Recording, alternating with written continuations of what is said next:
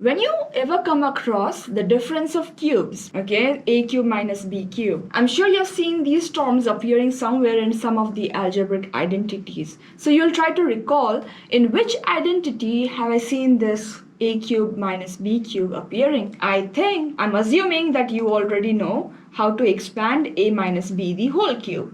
If you'll see, then a minus b the whole cube has, or it can be written as a cube minus b cube minus thrice the product of the two times the difference of the two. Okay, had it been a plus b the whole cube, then everything would have been positive.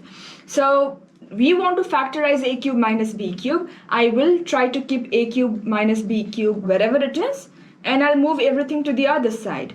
When I do so, I'll have a minus b the whole cube. This minus 3ab, this whole term will go to the other side and become positive 3ab.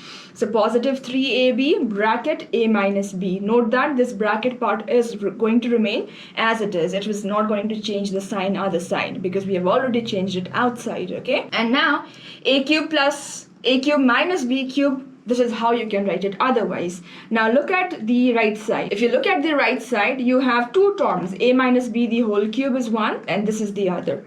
Think about factorizing this too. You have a minus b as a common part. So if you'll take this out, what do you have now is a minus b the whole square remaining from the first term. Because there were three, the power was 3 here, and because I moved one of them, or because I've just factorized one outside, I have 2 power of 2 still remaining inside. For the second term, because a minus b is already out, I'll write 3ab.